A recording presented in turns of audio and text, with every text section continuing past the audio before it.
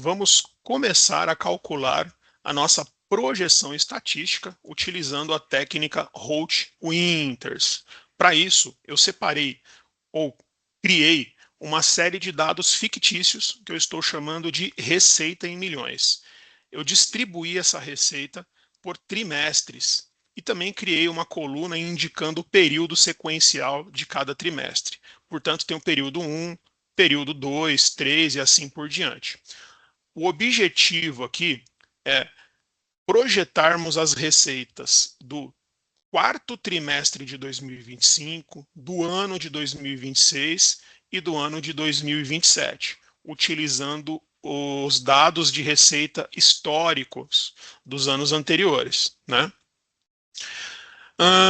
Essa técnica, ela utiliza basicamente três variáveis para o seu cálculo. A primeira variável delas é o L, ou melhor dizendo, o nível, que representa o valor médio ou a base da série temporal em um determinado período. Nós temos o T de tendência, que representa a inclinação ou a taxa de crescimento ou declínio dessa série ao longo do tempo. E nós temos a sazonalidade. A sazonalidade captura os padrões cíclicos que se repetem a cada determinado período. Para facilitar, eu coloquei a fórmula de cada variável aqui do lado direito da tela e vai servir de colinha para mim também, até mesmo porque faz uns 2 anos que eu não faço esse cálculo, depois que eu ensinei o meu time a fazer. E, por fim aqui, que é o que nos interessa, né, nós temos o cálculo do P ou da previsão, predição, seja qual for o sinônimo para projetar os nossos dados futuros, né? Então, previsão. E vocês notarão que para cálculo da projeção, eu preciso calcular com antecedência o nível, a tendência e a sazonalidade. Outra informação importante é que esta técnica ela utiliza constantes de suavização exponencial destas variáveis. Essas constantes eu vou colocar aqui no cantinho da tela. Tem a alfa, a beta e a gama. Vou atribuir valores aleatórios para cada uma delas, 0,1 para alfa, 0,2 para beta e 0,3 para gama. Por que eu fiz isso? Apenas para a fórmula no Excel não apresentar erro se essas células estiverem vazias. Depois a gente volta aqui e utiliza uma técnica para normalizar estes indicadores, buscando o menor erro médio possível da nossa projeção. Por fim, antes de iniciarmos os cálculos, vocês notarão que eu criei aqui 4 trimestres anteriores aos dados históricos que eu tenho de registro aqui, né, de receita. Por que eu fiz isso? Para calcular o período atual, eu preciso utilizar a sazonalidade do mesmo período do ano anterior. Então, eu vou clicar aqui na coluna de sazonalidade e atribuir o valor 1 para cada um destes períodos anteriores. Depois a gente volta aqui e normaliza esses dados buscando o menor erro padrão médio possível. Então, já temos todos os elementos aqui para iniciar o nosso cálculo. A notícia boa é que, para começar, o Excel, em seus gráficos, ele já traz uma média da equação do nível e da tendência. Como que a gente busca esse valor? Eu vou selecionar aqui a coluna do período, selecionar a coluna aqui da receita, né? Vou clicar aqui na guia inserir e criar um gráfico de dispersão. Eu já posso notar que a receita ela tem um comportamento linear, né, ao longo dos anos. Se eu clicar aqui no sinalzinho do mais e acrescentar a linha de tendência, eu ainda reparo que tem uma tendência de alta. Vou clicar 2 vezes na linha da tendência. Vai abrir esse quadrinho aqui ao lado, de formatar a linha da tendência, e vou descer. Aqui embaixo tem um botãozinho que eu preciso ligar ele, que é o exibir equação do gráfico. Então ele já colocou aqui a equação do gráfico, né? Vou colocar aqui em cima para ficar mais fácil de visualizar. Vou fechar o quadrinho. Então eu já tenho aqui as minhas variáveis para início de tendência e de nível. O primeiro valor aqui que aparece na equação, 86,51, ele representa a tendência, 86,51. E a segunda variável aqui, o 3.298,3, ele representa o nível, 3.298,3. Ok, já tenho o meu primeiro nível e tendência e o valor aleatório aqui que eu atribuí para a sazonalidade. Posso deletar esse gráfico, não vou mais precisar dele. E vamos iniciar o nosso cálculo do nível, né? Então vamos lá. Lembrando que a fórmula está aqui do lado direito, né? Então vou colocar aqui igual alfa. Vou travar a célula do alfa para não precisar repetir a fórmula todas as vezes, né? Multiplico, abro parênteses, por C14, ou seja, a receita do mês atual dividido pela sazonalidade do mesmo trimestre do período anterior. Então, é o segundo trimestre de 2020. Fecho parênteses.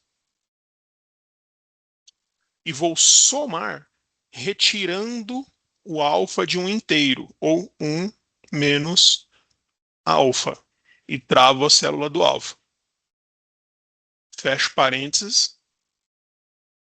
Multiplico, abro parênteses, pelo D13 mais E13, ou seja, o nível do trimestre anterior mais a tendência do trimestre anterior. E fecho parênteses. Já temos o nosso nível calculado. Agora vamos calcular a tendência. A tendência é igual beta, travo a célula do beta, vezes, abro parênteses, D14, que é o meu nível, menos o D13, que é o nível do trimestre anterior.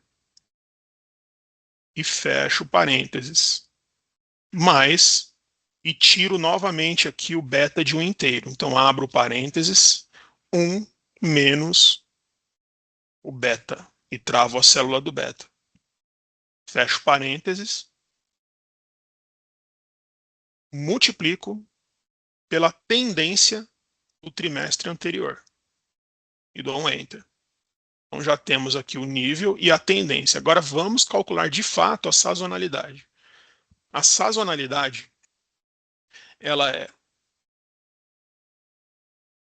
igual gama, travo a célula do gama, multiplico, abro parênteses, pelo C14, ou seja, a receita deste mês dividido pelo nível do mesmo mês, D14, fecho parênteses. E somo retirando o gama de um inteiro, ou 1 menos o gama.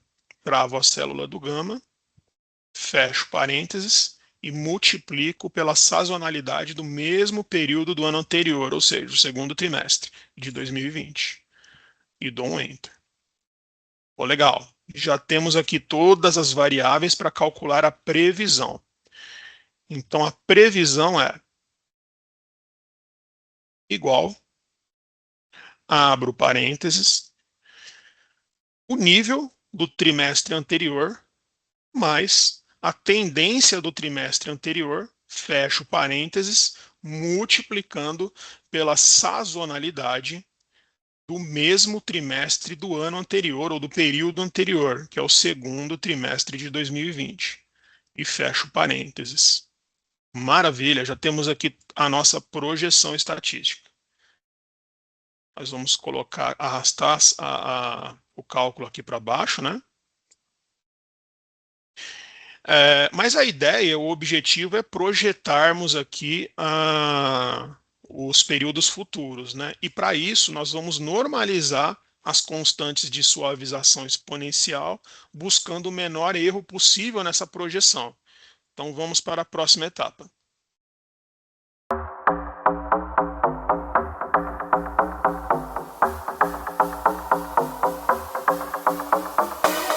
Bom, vamos continuar a nossa projeção estatística utilizando a técnica Holt-Winters.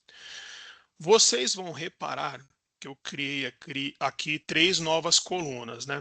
A coluna de Dan, que representa o desvio absoluto médio entre a projeção e o que realmente foi realizado de receita. Tem a coluna MAP, que representa o erro percentual absoluto médio. E a terceira e última coluna, MPE, que representa aqui o erro percentual médio. Então, nós vamos calcular essas três variáveis para entender o quanto que eu estou errando na minha projeção. E normalizando as constantes de suavização exponencial, a ideia é fazer com que esse erro seja recalculado e apresente o menor erro possível. Então vamos lá. Começando pelo Dan. Nós vamos clicar aqui em igual. ABS apenas para converter o número negativo em positivo, quando for o caso, né? Abro parênteses, G14, que é o que eu previ de receita, menos o C14, que é o que realmente eu realizei de receita. Vamos fechar o parênteses. Legal. Aqui já me mostra, né, que eu errei na minha previsão R$328 mil. Lembrando que os números estão em milhões, né? Vamos agora calcular o MAP. O MAP é igual o I14, ou seja, o quanto eu errei, dividido pelo C14, que é o que de fato eu realizei de receita, para entender qual é o percentual de erro. Eu errei aqui na minha previsão em 10%. Se no Excel de vocês não tiver em percentual, é só vir aqui no botãozinho de percentual, na guia página inicial, e converter em percentual. Tá? Agora vamos calcular o MP. O MP é igual, abro parênteses, G14, que é o que de fato eu previ, menos o C14, que é o que realizei. Fecho parênteses e divido pelo que eu realizei, novamente pelo C14, e dou um Enter. 10,8% é o meu erro. A diferença do MAP para o MPE é que o MPE ele vai apresentar o resultado negativo, eventualmente. Então, ele me mostrando ou me indicando que eu errei para menos ou para mais, né? Vou pegar essas fórmulas aqui e vou arrastar para baixo. Ok. Vou criar uma última variável aqui, chamando de erro médio. Erro médio. Eu vou calcular aqui a minha média de erro. Eu gosto de pegar sempre os períodos mais recentes, então vou pegar o último ano. Igual média. E vou pegar aqui os 4 últimos meses. Ou melhor, vou pegar os 5 últimos meses. Ok. Vou fechar o parênteses. Legal. Então, estou errando aqui na minha projeção em 7,9%. É um erro muito alto para apresentar na empresa, né? Faço uma projeção, informo a empresa que a gente está caminhando para uma receita futura de X, só que um erro de 7,9% para esse X é um erro muito grande para ser considerado, né? Então, nós vamos trabalhar para diminuir esse erro. Para isso, nós vamos utilizar uma ferramenta, um suplemento do Excel que chama Solver. Normalmente, esse suplemento ele fica desabilitado no Excel. Como que fazemos para habilitá-lo? A gente vem aqui na guia Arquivo, Opções, suplementos, aqui, gerenciar suplementos do Excel, e clico aqui em ir. Vocês vão notar que tem 4 suplementos aqui que normalmente eles estão apagados, os meus estão acesos porque eu os utilizo, né? Então, vocês vão precisar, principalmente, habilitar o Solver e clicar em OK. Vocês vão notar que na guia Dados, o Solver já aparece aqui no finalzinho do lado direito da tela, tá? Então, vamos lá. Qual que é a ideia aqui? Eu vou clicar em Solver. Eu vou definir um objetivo para a célula da média. Clico aqui na média, volto aqui novamente. E vou dizer o seguinte, eu preciso que você calcule a média para o mínimo erro possível. Por isso que eu cliquei aqui em medir mínimo. Alterando quais variáveis? Alterando as variáveis alfa, beta e gama. Clico aqui e vou definir a regra, adicionar. Regra para cada uma dessas constantes. Então, para alfa, eu quero que ele me apresente maior ou igual a zero. Vou adicionar. Novamente o alfa, menor ou igual a 1. Adicionar. Vou para beta agora. Beta, maior ou igual a zero. Adicionar. Beta, menor ou igual a 1. Adicionar. Vou para gama agora. Gama, maior ou igual a zero. Adicionar. O gama, menor ou igual a 1. E dou um OK. Todas as minhas regras, né, já foram criadas aqui. Eu venho aqui nessa caixinha agora e vou colocar aqui a selecionar Evolutionary. Ok? Clico aqui e vou pedir para o solver resolver o cálculo. Resolvendo. Então a gente já pode observar que ele está calculando.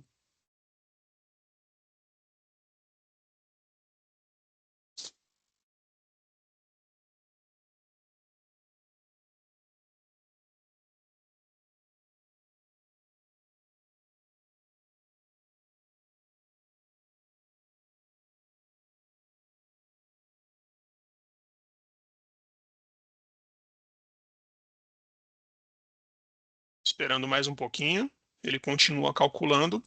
Por que essa ferramenta, esse suplemento... Opa, calculou. Por que esse suplemento é importante?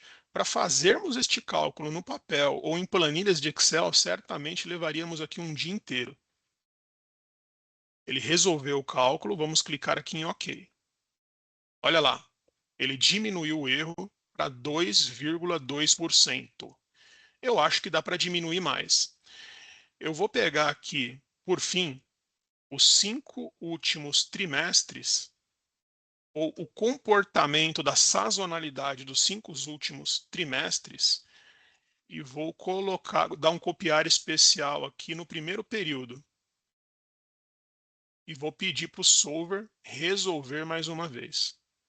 Ele já traz aqui todas as variáveis e parâmetros que eu coloquei, então só vou pedir para ele resolver.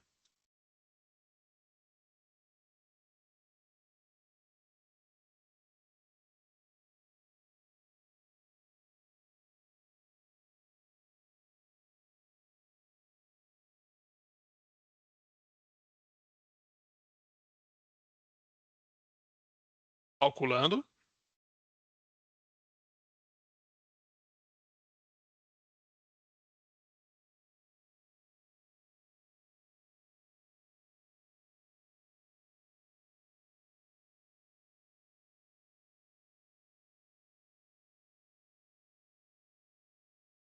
Prontinho. Ele resolveu a equação. Agora eu clico aqui em OK. E o meu erro médio caiu para 1,5%. É um erro aceitável. Então já temos aqui todas as variáveis, todos os elementos para projetarmos as nossas receitas dos próximos anos. Vamos para a próxima e última parte.